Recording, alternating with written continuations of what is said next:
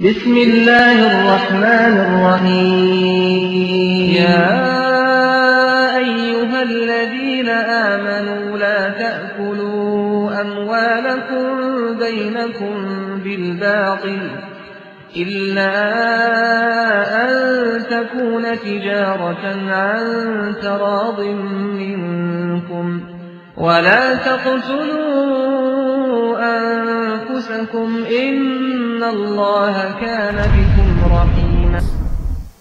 لا الہ الا اللہ کیوں پڑھ رہا ہے؟ اللہ کو راضی کرنے کے لیے.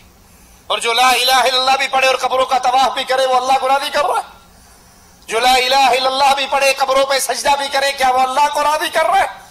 جو لا الہ الا اللہ بھی پڑھے اور پیر صاحب کی قبر پہ آ کر اس کے چراغوں میں تیل ڈالے، اس کے چراغ جلائے، موم بتیاں جلائے، لائٹیں لگائے، بند قبر پہ پنکھا چلائے، وہ کس کو راضی کر رہا ہے؟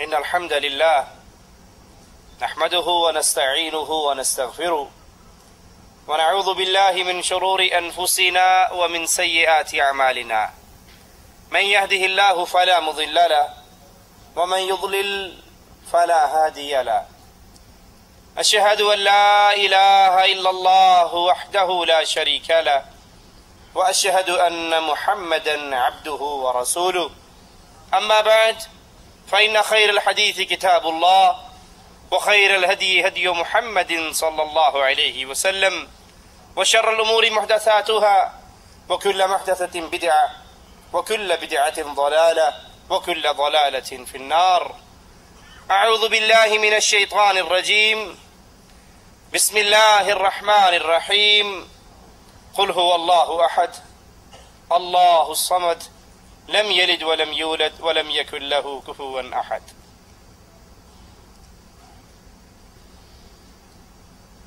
نور توحید وہ عظیم نعمت ہے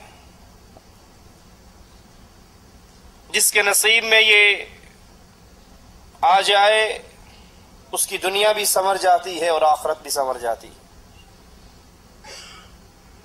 جس کو اللہ کی ذات کا فہم، اللہ کی ذات کا تعارف، اللہ کی وحدانیت کا عقیدہ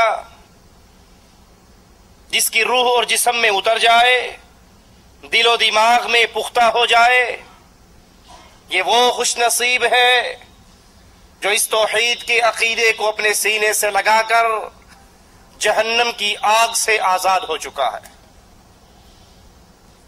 ایسے ہی خوش نصیب انسان کی آواز امام الانبیاء امام اعظم محمد کریم صلی اللہ علیہ وسلم کی سماعت سے ٹکرائی. آپ سفر کرتے ہوئے ایک جنگل میں پڑاؤ ڈالتے ہیں کہ ایک شخص کی آواز آتی ہے، وہ آواز لگاتا ہے اللہ اکبر اللہ اکبر، اللہ سب سے بڑا ہے. امام الانبیاء اس کی یہ آواز سن کر کہتے ہیں انت علی الفطرہ، تو فطرت سلیم پر ہے. وہ کہتا ہے اشہد ان لا الہ الا اللہ. امام الانبیاء امام اعظم قائد اعظم محمد الرسول اللہ صلی اللہ علیہ وسلم فرماتے ہیں نجوت من النار.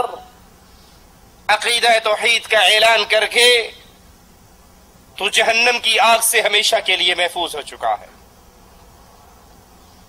یہ عقیدہ توحید وہ عظیم نعمت ہے. یہ عقیدہ توحید وہ قیمتی متاع ہے جس کو دنیا تک پہنچانے کے لیے، دنیا کے انسانوں میں پھیلانے کے لیے مالک نے انبیاء کا پورا سلسلہ اتارا. آئیے دیکھیں یہ توحید کیا ہے. اللہ عز و جل کے تنہا لائق عبادت ہونے، عظمت و جلال اور صفات میں واحد و بے مثال ہونے، اسماء حسنہ میں منفرد کا علم رکھنے اور پختہ اعتقاد کے ساتھ اعتراف کرنے کا نام توحید ہے۔ وہ اللہ مالک اپنی ذات میں تنہا، اپنی صفات میں تنہا، اس کے پیارے پیارے نام ہیں جس میں وہ منفرد ہے، اور عبادت کے لائق وہ اکیلا اللہ ہے۔ اس کا علم ہو، اس کا اعتقاد ہو، یہ توحید ہے۔ مالک فرماتا ہے وَإِلَٰهُكُمْ إِلَٰهٌ وَاحِدٌ، وَإِلَٰهُكُمْ تمہارا الہ جس کی تم عبادت کرو، معبود برحق، وہ دو نہیں ہے، وہ تین نہیں ہے، وہ پانچ نہیں ہے، الہ واحد، وہ تنہا ایک ہے، وہ اکیلا ہے، وہ یکتا ہے، اپنی ذات و صفات و عبادت میں اکیلا، یکتا، تنہا، ایک اللہ ہے۔ لا الہ الا ہو، لا الہ، اس دھرتی پہ، دھرتی کے نیچے، دھرتی کے اوپر، فضاؤں میں، آسمانوں میں، لا الہ الا ہو، اس اللہ کے علاوہ کوئی الہ نہیں ہے، کوئی ایسی ہستی نہیں، کوئی ایسی ذات نہیں جس کی عبادت کی جائے، جس کو پوجا جائے اور وہ پوجے جانے میں برحق ہو، الا ہو، سوائے ایک اللہ کے۔ اور وہ اللہ کیسا ہے؟ اس کی صفات کیا ہے؟ الرحمن الرحیم، وہ مہربان ہے، نہایت رحم کرنے والا ہے۔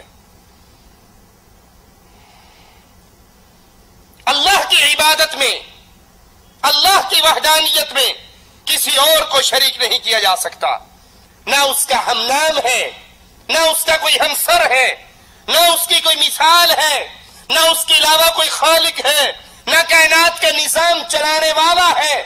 یہ تمام صفات ایک اللہ کی ہے، وہ خالق بھی ہے، وہ کائنات کا نظام بھی چلاتا ہے، اس کے علاوہ کوئی اور ذات نہیں جو خالق ہو، جو کائنات کا کنٹرول سنبھالتی ہو، جو بغیر ستونوں کے اس آسمان کو برقرار رکھتی ہو، جو اس زمین کو جس نے سکون اور ٹھہراؤ عطا کیا ہو، وہ ایک اللہ ہے۔ جب وہی یہ تمام صفات کا مالک ہے تو حقیقی عبادت کا مستحق صرف ایک اللہ ہے، اس کے علاوہ کسی اور کی عبادت نہیں کی جا سکتی، نہ اس کی مخلوق میں سے کسی اور کو اس کی عبادت میں شریک کیا جا سکتا ہے۔ اس عقیدے کے دلائل میں قرآن کریم کی آیات بے بہا، توحید کے دلائل کو اپنے دلوں میں اتاریے، ان دلائل کو یاد کیجئے۔ صرف یہ کہہ دینا کافی نہیں کہ ہم واحد ہیں، نہیں، اللہ کی توحید کے عقیدے کو یاد کیجئے، ان دلائل کو یاد کیجئے، اور پھر جب ایسے بھٹکے ہوئے انسان کو دیکھیں جو کھائے تو اللہ کا، جو پیے تو اللہ کا دیا ہوا، جو پہنے تو اللہ کا دیا ہوا، وہ رزق استعمال کرے جس کو زمین سے انگوریوں کی صورت میں مالک نے بارش برسا کے پیدا کیا یا آسمان سے اتارا، اس کا کھا کر کسی اور کا گائے تو اس کو رب کی توحید کے یہ دلائل سنا کر اللہ کی طرف اس کے چہرے کو موڑیے۔ اس کو یوں سمجھ لیجئے، ایک بچے کے گود میں مرغی ہے، وہ اس مرغی کو مار رہا ہے، ہلکے ہلکے تھپڑ مارتا ہے۔ گزرنے والا کہتا ہے بھلے جوان، یہ تیری مرغی ہے، اس کو کیوں مار رہا ہے؟ وہ کہتا ہے چچا کیوں نہ ماروں، دانا تو میرے گھر کا کھاتی ہے، اس کی بیٹھیں میں صاف کرتا ہوں، انڈے دینے کے وقت پڑوسیوں کے گھر چلی جاتی ہے، غصہ زیادہ آئے گا تو ذبح کر کے گوشت ہی کھا جاؤ گے، کیا فائدہ اس کو دانے کھلانے کا، کیا فائدہ اس کی خدمت کرنے کا، کیا فائدہ اس کی بیٹھیں صاف کرنے کا؟ دانا اس گھر سے کھاتی ہے، پانی اس گھر سے کھاتی ہے، گند اس گھر کا اس گھر والوں سے صاف کرواتی ہے، لیکن جب گانے کا وقت آتا ہے، جب انڈا دینے کا وقت آتا ہے تو پڑوسیوں کے گھر میں انڈا دے کے پھر اس گھر میں آ جاتی ہے۔ وہ کتنا بد نصیب ہے جس کو زندگی تو اللہ نے دی ہے، جسم تو اللہ نے دیا ہے، آنکھیں تو اللہ نے دی ہے، اس کو روزی عزت سب کچھ اللہ نے عطا کیا ہے، وہ کھاتا بھی اللہ کا ہے، اللہ کی عطا کردہ چھت کے نیچے سوتا ہے، اللہ کی عطا کردہ فرش کے اوپر لیٹتا ہے، सब कुछ अल्लाह का दिया हुआ इस्तेमाल करता है, लेकिन जब सजदे करने की बारी आती है तो गैरुल्लाह के सामने झुक जाता है। जब तारीफ करने का मौका आता है तो गैरुल्लाह की करता है। जब सवाल करने का वक्त आता है तो अल्लाह को छोड़कर गैरों से सवाल करता है। और हालांकि मालिक ने इन इंसानों और जिनों के पैदा करने का मकसद अपनी किताब में बयान किया, वमा खलक़तुल जिन्न वल इंसा इल्ला लियअबुदून। मैंने जिन्नात को, मैंने इंसानों को पैदा किया क्यों? बहुत से नजरियात मिल जाएंगे आपको। कोई कहेगा दर्द दिल के वास्ते पैदा किया इंसान को, वगरना इबादत के लिए कुछ कम न थे करो मियां। दर्द दिल के वास्ते पैदा किया इंसान को, इंसान के लिए पैदा किया।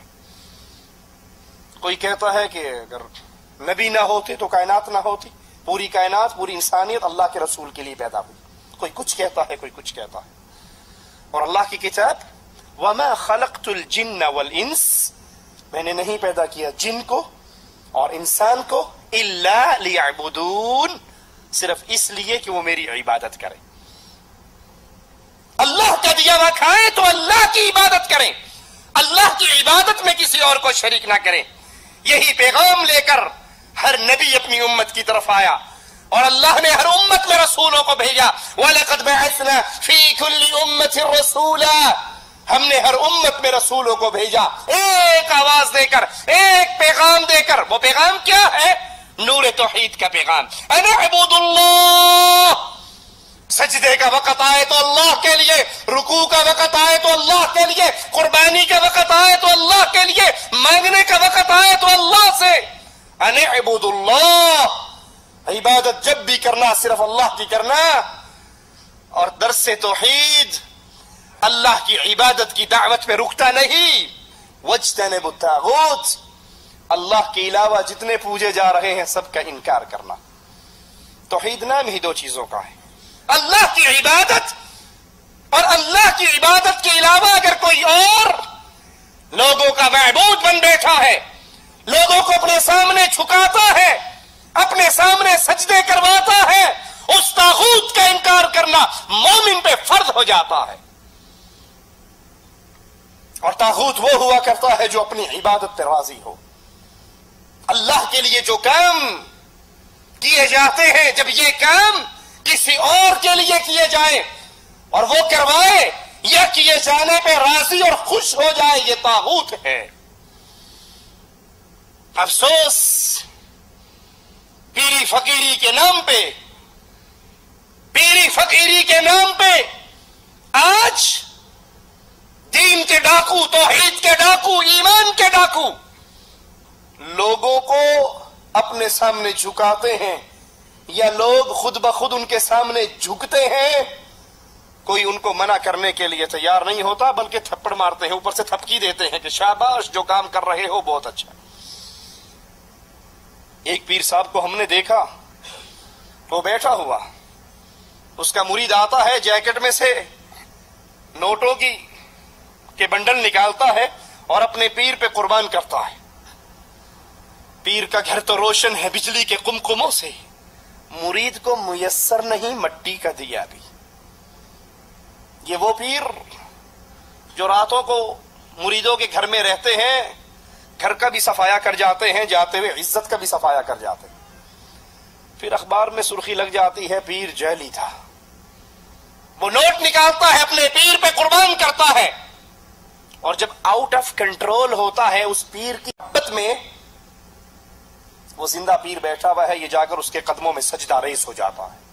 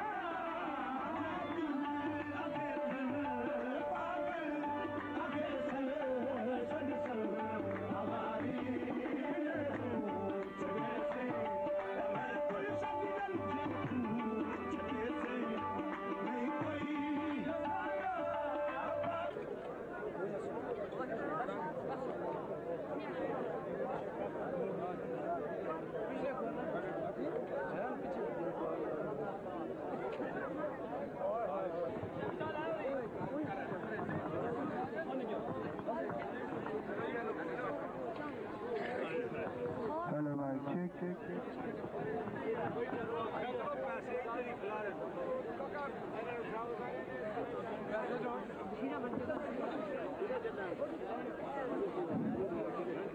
باللہ من الشیطان الرجیم بسم اللہ الرحمن الرحیم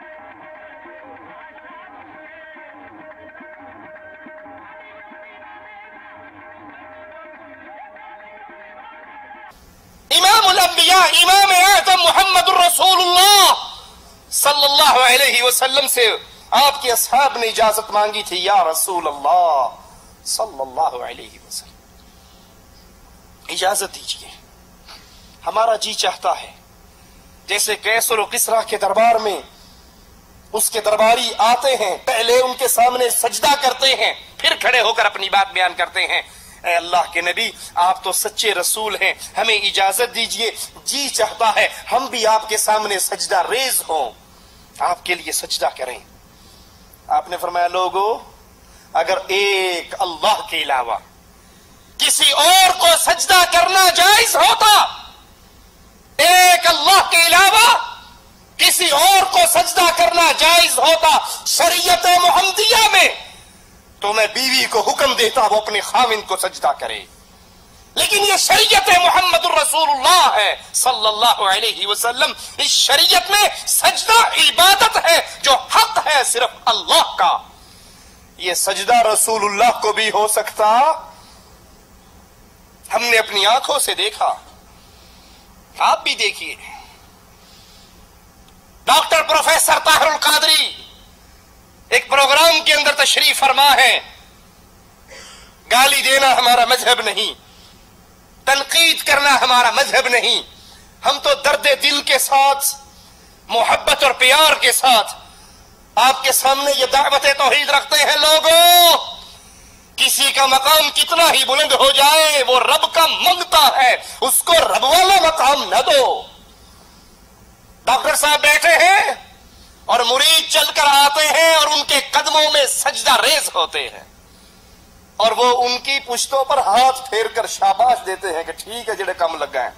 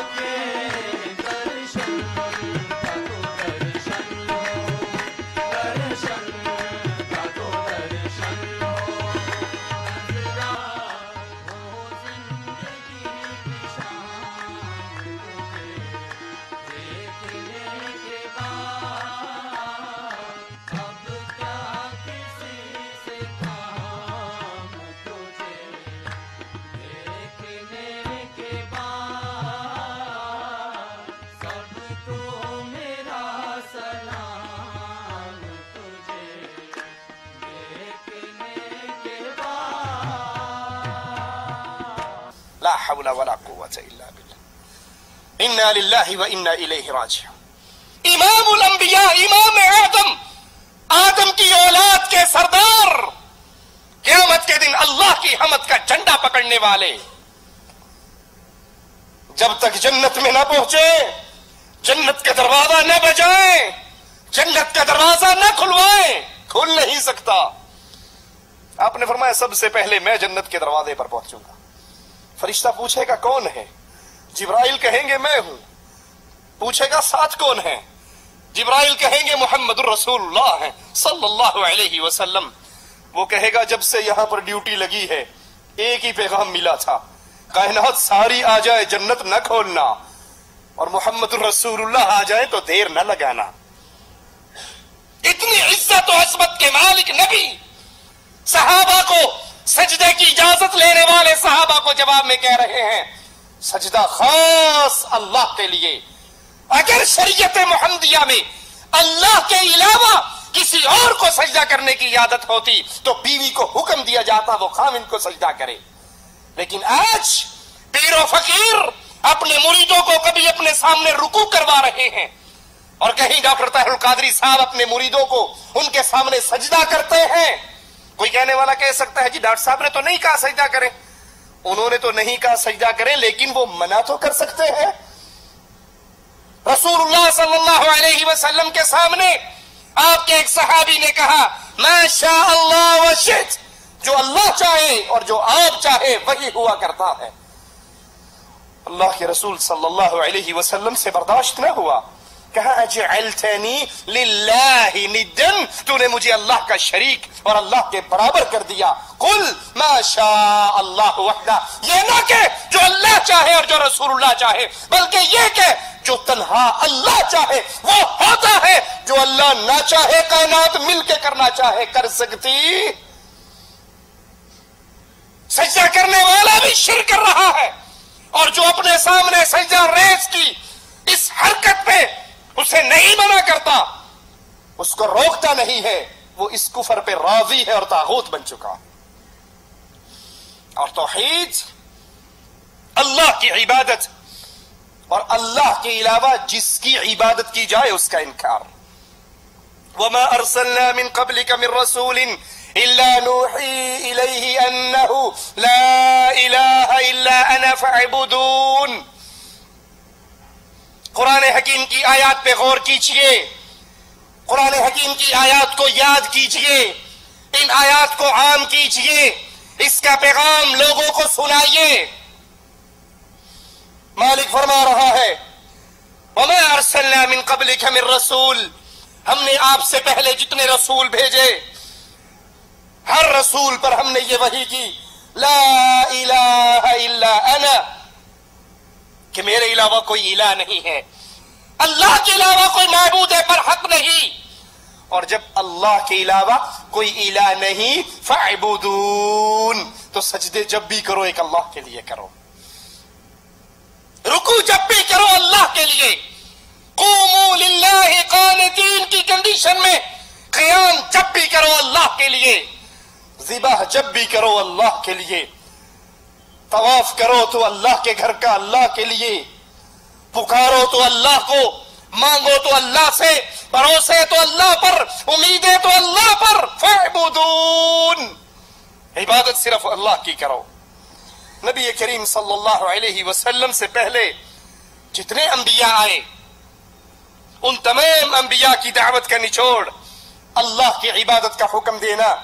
قرآن حکیم کی آیت پہ غور کیجئے وَاسْأَلْ مَنْ أَرْسَلْنَا مِن قَبْلِكَ مِن رُسُلِنَا أَجْعَلْنَا مِن دُونِ الرَّحْمَنِ آلِهَةً، ہم نے آپ سے پہلے جو انبیاء بھیجے وَاسْأَلْ، سوال کیجئے ان سے، مَنْ أَرْسَلْنَا مِن قَبْلِكَ، آپ سے پہلے جو رسول آئے ان سے پوچھئے اجعلنا من دون الرحمن آلہۃ یعبدون، کیا ہم نے رحمان کے علاوہ کوئی اور الہ بنائے، رحمان کے علاوہ کوئی ہستیاں بنائی، یعبدون، جن کی عبادت کی جائے، جن کے لیے سجدے ہو، جن کے لیے رکوع ہو، جن کے لیے نظر ہو، جن کے لیے قیام ہو، جن کے لیے ذبح ہو، جن کے لیے قربانیاں ہو، جن کو مصیبتوں میں پکارا جائے، جن سے اولاد مانگی جائے، جن سے بچے مانگے جائے، جس سے رزق کا سوال کیا جائے، کیا ہم نے رحمان کے علاوہ کوئی اور الہ بنائے؟ تمام انبیاء کی دعوت کا نچوڑ اللہ کی عبادت کا حکم دینا۔ نہ سابقہ انبیاء کے دور میں اور نہ آخری نبی کے دور میں مالک نے اپنے علاوہ کوئی اور الہ بنا کر لوگوں کے حوالے کیے۔ کوئی نہیں، دو سجدے میرے لیے کر لو تو دو ان کے لیے کر لو، کبھی مجھ سے مانگ لو کبھی ان سے مانگ لو۔ مالک اس کا انکار کر رہا ہے ہر دور میں ہم نے رحمان کی عبادت کا حکم دیا اور رحمان کے علاوہ کوئی اور نہیں بنائے۔ کوئی اور الہ نہیں بھیجے، کوئی اور الہ لوگوں کو عطا نہیں کیے، کسی اور کا در اور دروازہ نہیں دکھایا۔ وَقَضَىٰ رَبُّكَ، یہ تیرے رب کا فیصلہ ہے، یہ تیرے اللہ کا فیصلہ ہے۔ وَقَضَىٰ رَبُّكَ أَلَّا تَعْبُدُوا إِلَّا إِيَّاهُ، یہ اللہ کا فیصلہ ہے، یہ مالک کا اٹل فیصلہ ہے۔ اللہ تعبدوا الا اياه، عبادت کی جائے تو صرف ایک اللہ کی، اللہ کے علاوہ کسی کی عبادت نہ ہو۔ یہ سجدہ عبادت، یہ رکوع عبادت، یہ قربانی عبادت، یہ ذبح کرنا عبادت، یہ مانگنا عبادت، یہ پکارنا عبادت، یہ بھروسے عبادت، یہ امید عبادت، یہ محبت عبادت، یہ خوف عبادت۔ جو محبت اللہ سے ہے کسی اور سے نہیں، جو خوف اللہ کا ہے کسی اور سے نہیں، جو بھروسہ اللہ پر ہے کسی اور سے نہیں، جو امید اللہ پر ہے کسی اور سے نہیں۔ مالک کا فیصلہ ہے کہ عبادت جب بھی ہو تو اللہ کی ہو۔ اور تمام انبیاء، امام الانبیاء محمد کریم صلی اللہ علیہ وسلم تک ہر نبی نے اپنی قوم کو ایک ہی دعوت دی، یا قوم اعبدوا اللہ، اے میری قوم اللہ کی عبادت کرو۔ ما لکم من الہ غیرہ، اللہ کے علاوہ تمہارا کوئی الہ نہیں ہے، اللہ کے علاوہ تمہارا کوئی مشکل کشا نہیں ہے، اللہ کے علاوہ تمہارا کوئی حاجت روا نہیں ہے، اللہ کے علاوہ کوئی تمہارا بگڑی بنانے والا نہیں ہے، اللہ کے علاوہ کوئی تمہاری کشتیوں کو پار لگانے والا نہیں ہے، اللہ کے علاوہ کوئی ایسا نہیں جس کو تنگی اور سختی میں پکارو اور وہ تمہاری پکاروں کو سن کر تمہاری مصیبتوں کو دور کر دے۔ اور اللہ کا حکم بھی قیامت تک آنے والے انسانوں کے لیے یہی۔ قرآن حکیم کے اس انداز پہ غور کیجئے، وَمَا أُمِرُوا إِلَّا لِيَعْبُدُوا اللَّهَ مُخْلِصِينَ لَهُ الدِّينَ۔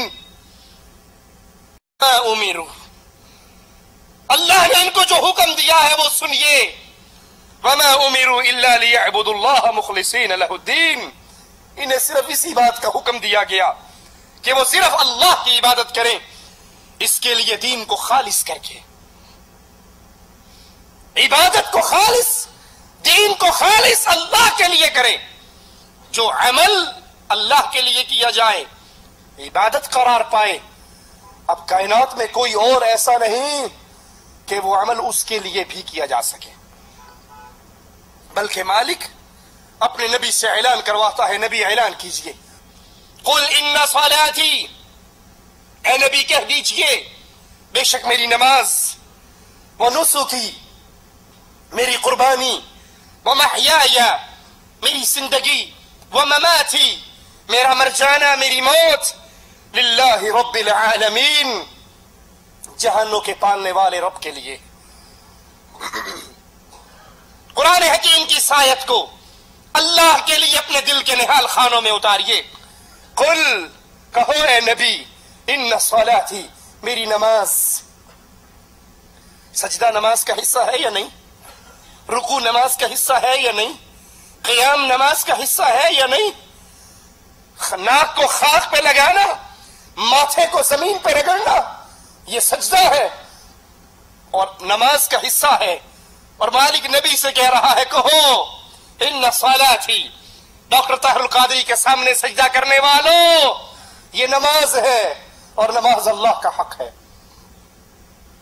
ونسکی، قربانی، درگاہوں سے آؤ، جانوروں کو اللہ کے نام کے علاوہ اللہ کے سوالیوں کے نام پہ ذبح کرنے والوں، ان کی درگاہوں پہ نیاز چڑھانے والوں، اس جانور کا خون غیر اللہ کے لیے بہانے والوں، ان صلاتی ونسکی، یہ قربانی تو اللہ کے لیے ہے۔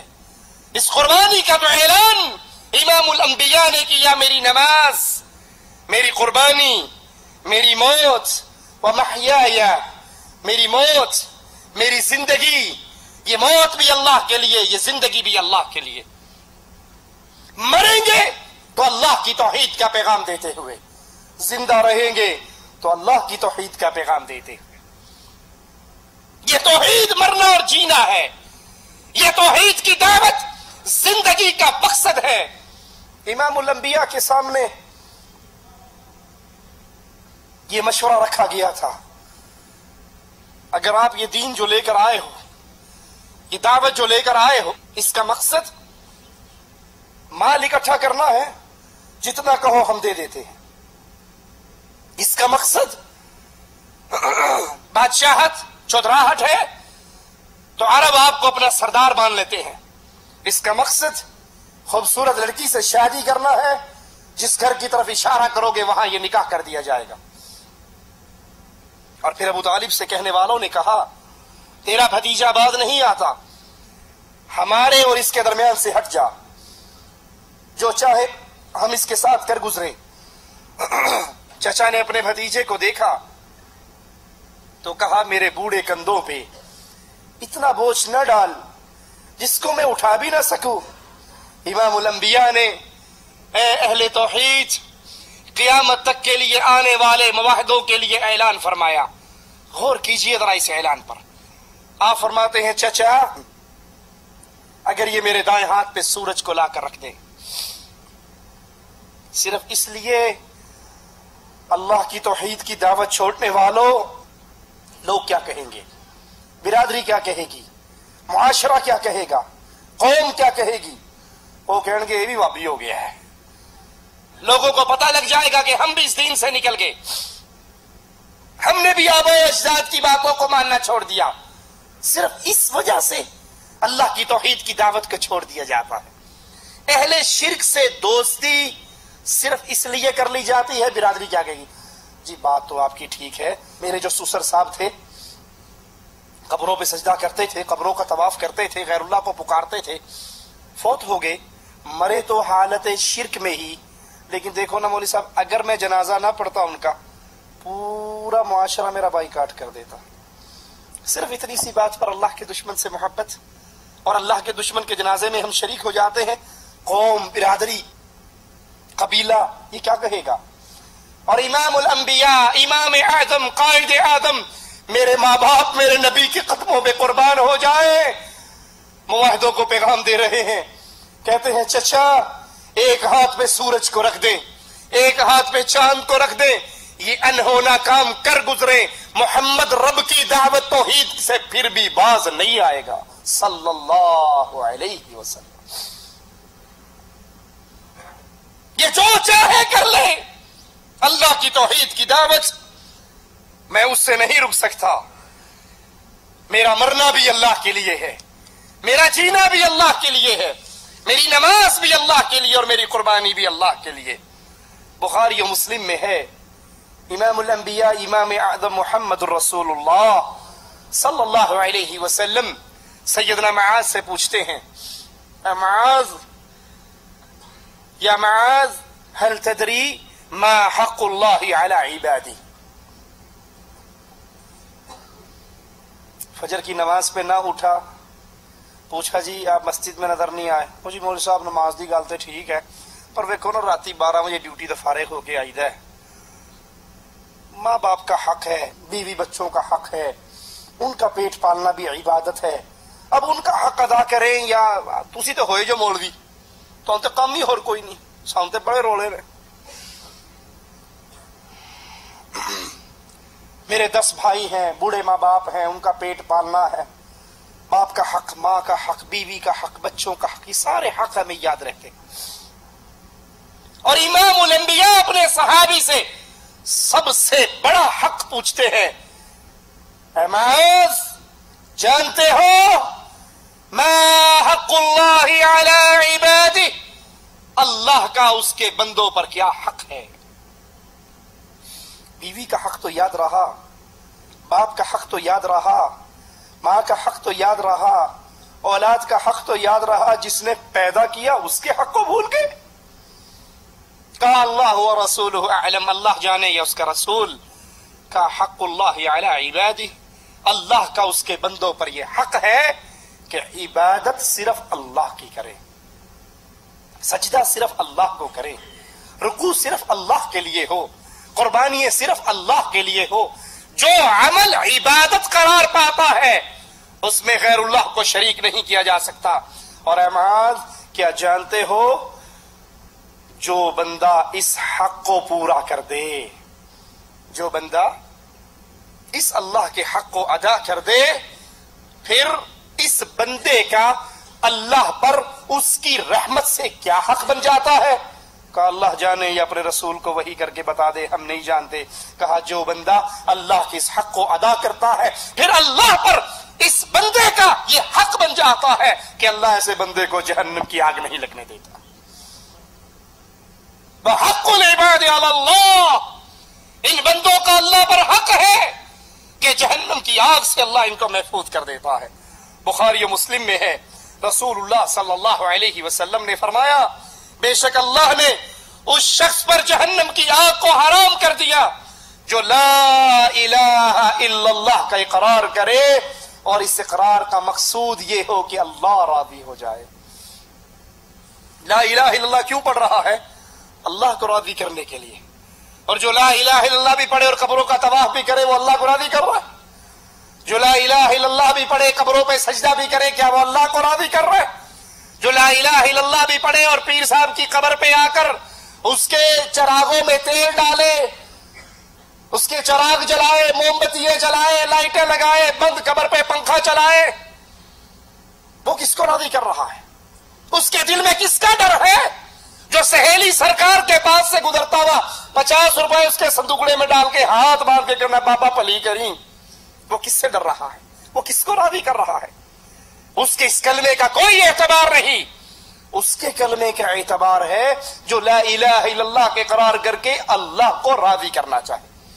آئیے توحید کی اقسام پہ غور کرتے ہیں۔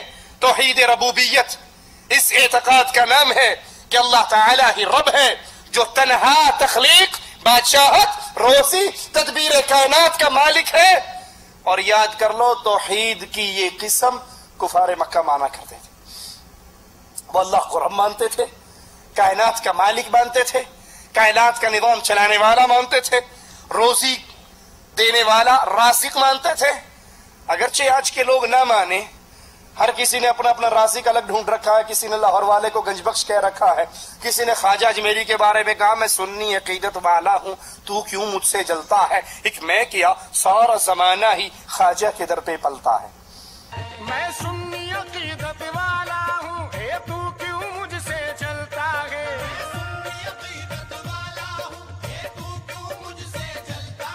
ایک میں کیا سارا زمانہ بھی میرے خواجہ کے در پہ پلتا ہے، یہاں خواجہ کا سکہ چلتا ہے، خواجہ کا سکہ چلتا ہے۔ کفار مکہ کہا کرتے تھے کہ اللہ خالق رازق، اللہ رزق دیتا ہے۔ آج کا کلمہ پڑھنے والا کہتا ہے خواجہ نہ دے گا تو پھر کون دے گا؟ لا حول ولا قوت الا باللہ۔ اس توحید کو مان کر کفار مکہ پھر بھی کافر تھے، کفار مکہ پھر بھی مشرک تھے۔ توحید اسماء و صفات، جن اسماء و صفات کو اللہ نے اپنے لیے ثابت کیا یا جنہیں اس کے رسول نے اللہ کے لیے ثابت کیا، انہیں اس کے معانی، احکام سمیت اللہ کی عظمت و جلال کے شایان شان اس طرح ثابت کیا جائے کہ نہ کسی صفت کی نفی کی جائے، نہ اس کا معنی کو معطل کیا جائے، نہ اس میں تحریف کی جائے، نہ مخلوق کی صفت سے تشبیہ دی جائے اور نہ اس کی کیفیت بیان کی جائے، اور تمام عیوب و نقائص کی اللہ کی ذات سے نفی کی جائے جن کی اللہ نے اپنی ذات کے بارے میں نفی کی یا اس کے رسول نے اللہ کی ذات کے بارے میں ان کی نفی کی، اور ہر اس چیز کی اللہ کی ذات سے نفی کی جائے جو اللہ کے کمال کے منافی ہو۔ یہ توحید اسماء و صفات ہے۔ توحید ربوبیت اور اسماء و صفات کی وضاحت اللہ تعالی نے قرآن حکیم کی آیات میں کی۔ سبح للہ ما فی السماوات والارض وهو العزیز الحکیم۔ آسمانوں اور زمین میں جو کچھ ہے وہ سب اللہ کی تعریف کر رہے ہیں۔ لہ ملک السماوات والارض، آسمان اور زمین کی بادشاہت بھی اللہ کے لیے۔